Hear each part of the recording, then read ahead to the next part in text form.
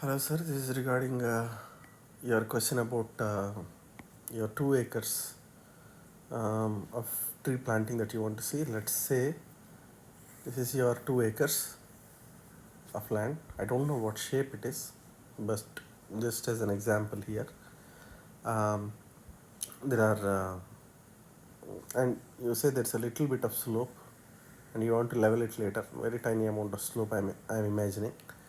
Um, and suppose this land is also has some irregularities. uh, Excuse me for that.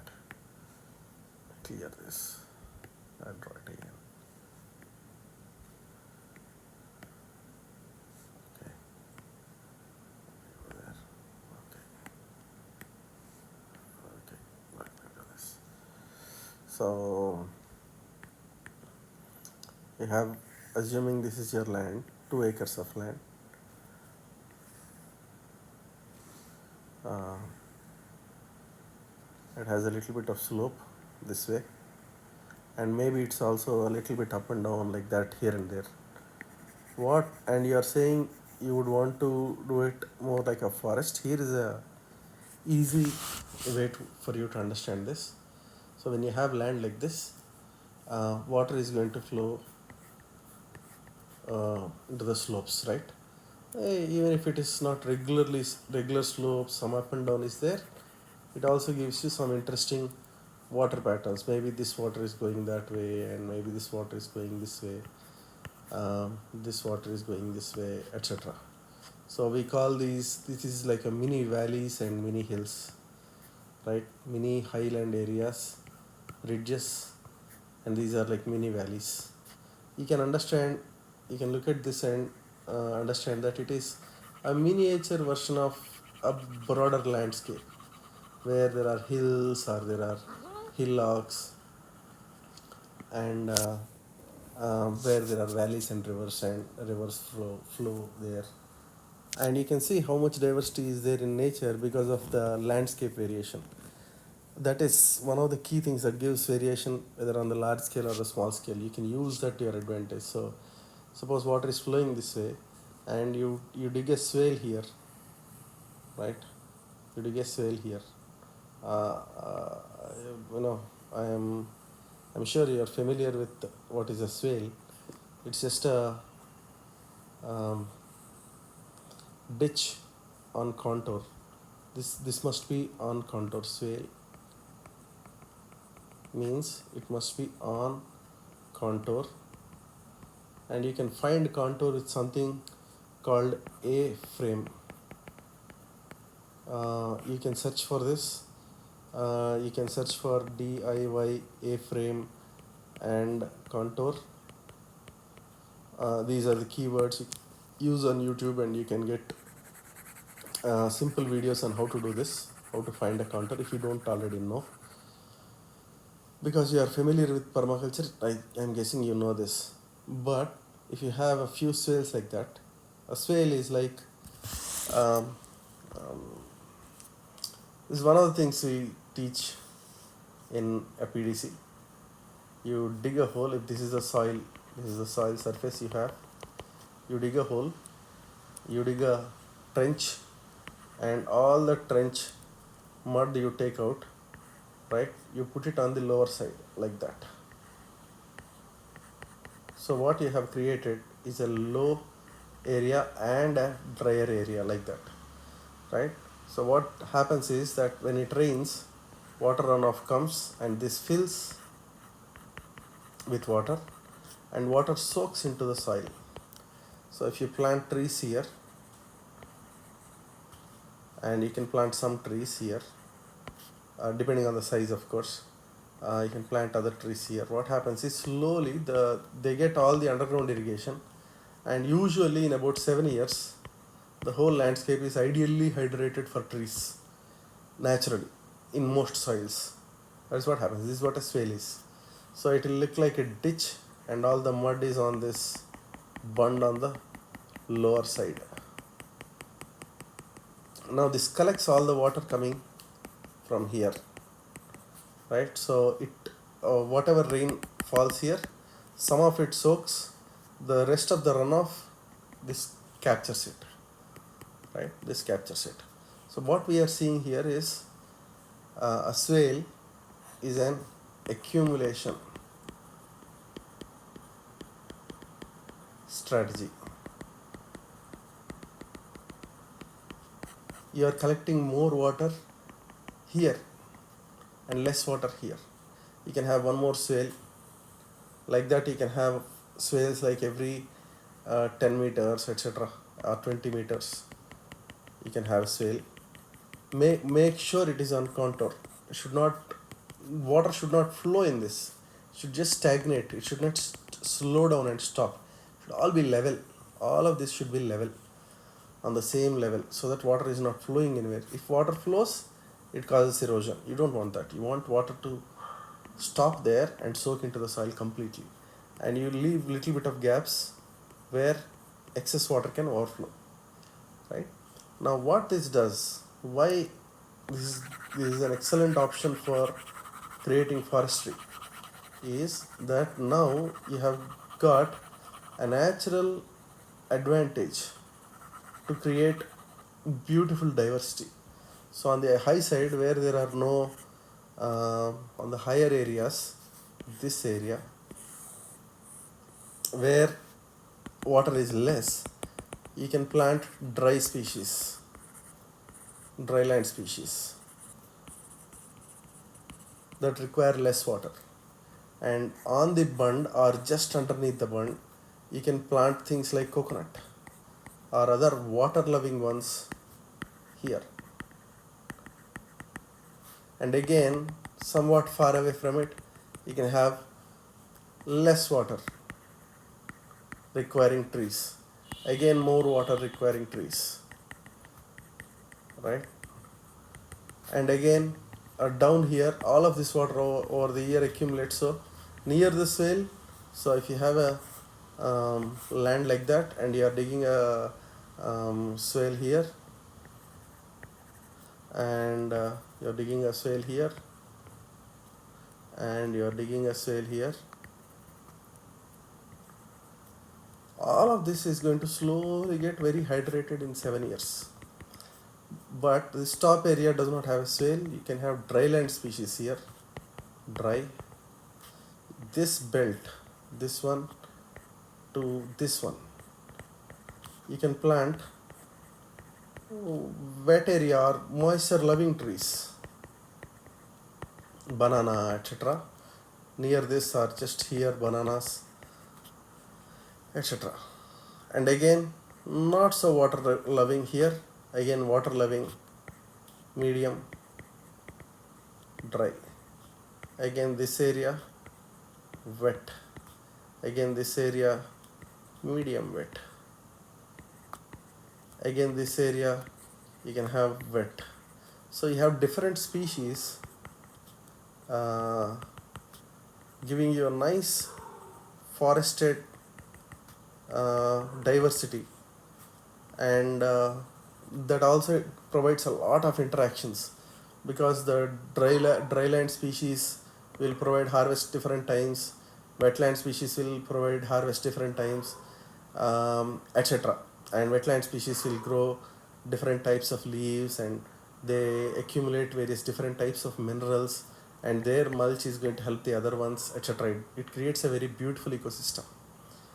So to create, and your ground is going to have natural curves in it, the contour, that also gives you diversity.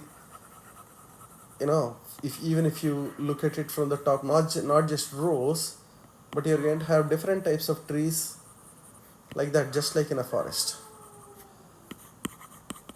right? It's going to look beautiful, it's going to function beautifully. So that's the first thing. So that's one of the strategies you can think of. The other thing you want to do is go for the 7 layers of a forest. So the way you do it is, you plan a big tree and find out how big it becomes in 20 years or 50 years, right? That's the distance you have on either side of the tree. There you plant right? Just below that you plant a medium sized tree, let's say mango or something. Then near its crown you can plant a smaller tree, right? Shorter term, maybe a lemon or something, or pomegranate, etc. And then you can have shrubs, right? Your hibiscus flowers or your jujube, etc. Smaller ones. Like this, you design your based on size. You design size on maturity. Size on maturity. You plant your fruit trees. These are your productive trees. Fruit productive, right? Which means it can be fruit, timber, whatnot. So many. These are the final species that you want. These we call mature species, right? Or climax species. That's a technical term. We call that the climax, right? In permaculture, in food forests, in forests, that's what we call climax species. You plant them in this distance at their maximum age. What is the crown area? What is the width of the tree? And you can overlap a little bit, and you can create again, this one is the maximum size, that one is the maximum size, like that. Okay, this is how you count the number of trees, and this is how you place them in the correct distance.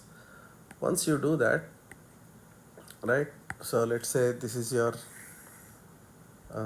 land, and you have built swales and whatnot, and you have planted. These are climax species. Okay,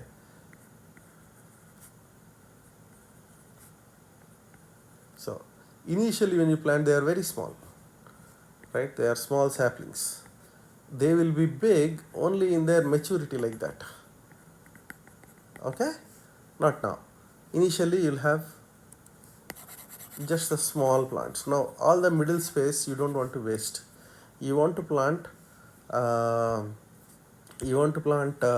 other trees that you can always harvest or chop down, or just provide diversity, right? You can either grow crops here. This is the usual agroforestry approach. If you are not going for it for a commercial orchard kind of a look, you can go with, you have your paths in the middle, etc., etc. You can go with nitrogen fixing trees in these gaps, right? Like let me do it. Let me give them a different look here. Let's say we call them N's. These are nitrogen fixers and short-term trees, medium-term trees. These are medium-term trees, medium term. You can fill that so that the ground gets shade very soon, within 1 year, right? That's what you want. We call these trees support species because they provide windbreak, they provide somewhat of a shade for your young trees because they grow faster. So examples are moringa. Moringa is not a nitrogen fixer, but still it works very well. You have lucina. It's also called subabul. You have casuarina. You have so many, right? All the street plants, gulmohar, etc. You can plant those in the middle, and you can plant those in the middle. Those you are going to wait a couple of years, 4 years, 5 years. You're going to when they are big, they are going to be big. When the fruit tree needs to become big, you are going to chop the nitrogen fixer tree, use the timber for fuel or whatever, or just mulch with it. All of that fertility gets fed back into the soil. Now your fruit tree is there to cover the soil with shade, and you also have great mulch for it. So initially you plant them, right? So the way I plant it is one main tree, and I plant about three three medium term. This is a climax tree. The three medium term nitrogen fixers. Then I plant in between these even short term. These are medium term, means I would say 5 years to 7 years, right? These will be like 2 years to 4 years. These will be short term crops. And then in between these, this and these three, right, let me do that. In between these three here, I'm going to plant something like pigeon pea.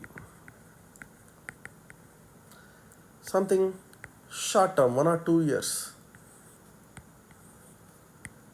So this is the top view. So now you have got pigeon pea. This is 6 months to 1 year. In 1 year, this is going to become mulch for the other trees. And as this climax tree grows, it becomes big. These also become big, right? And these ones will chop off to provide mulch for them at 7 years, whatever. And then when the climax tree becomes really big, like medium term is 6 to 7 years, even 10 years, when the climax tree becomes really big, we are going to chop these off. As it grows, as the crown competition occurs, we are going to take these off. That prevents unnecessary weed issues or whatever, and also you can keep a control of what is growing, because there will be a time when your land, because it is degraded or because it does not have a forest as of now, one of the first things that come up are going to be unfriendly crops. There will be invasive weeds will come, like lantana, which will harm your fruit trees.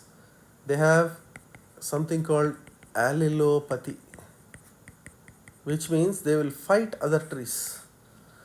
They will prevent other trees from growing. So they have allelopathy. So to prevent that, the above method that I suggested prevents a lot of that, because you are selecting all the trees to cover your land other than your paths directly from the beginning, right? And when you plant, what you do is you get ground covers or green manures, and green manures, right? Generally all, you can dump pretty much all veggies and green manures, and things like groundnut. You can have Singapore daisy, you can have Oxalis corniculata, a bunch of species. First, they are all small little plants. Like in real life, they won't grow more than 2 or 3 feet. You broadcast all those seeds after you prepare the land. You get your swales, and then in the middle you plow or you rip, and then you throw a bunch of seeds. Any seed is fine. You can even throw millets, because that attracts birds. Millets, you don't harvest those millets, just leave it for nature. Birds and rats and everything will come. They will eat those and poop. They will poop. They will manure your soil, and rats will come, mice will come. They will loosen your soil, etc. It will happen only temporarily. In that, so this we call ground cover. Full dense ground cover you do. In that you plant your nitrogen fixers, your medium term, your short term, your climax,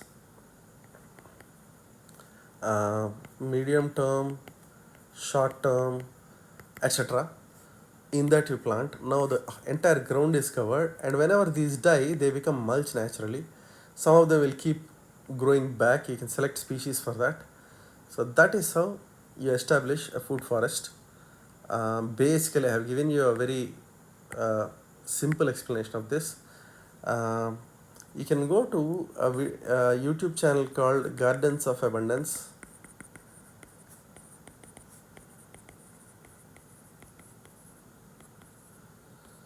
Okay, there you will find a 1 or 2 hours talk on how to establish forests, food forest. You can search for, go to Gardens of Abundance and search for food forest, and you are going to get a 1 hour lecture I gave like 6 to 7 years ago on forests. This is something you can do. You can also search for uh, Jeff Lawton food forest and listen to his lectures. This video and those videos are going to help you a lot. You can even have drip irrigation in the beginning if you want, but you can to keep your climax species and medium term species growing very well for the first 2 years. And after 2 years, you can take off all irrigation. 2 years, 3 years, if you have swales and other water harvesting features, you can take off this drip irrigation, and it will be a natural forest, beautiful and fertile. So it is very difficult to type all this. So I just made a quick video for you. Thank you. Hope this is useful.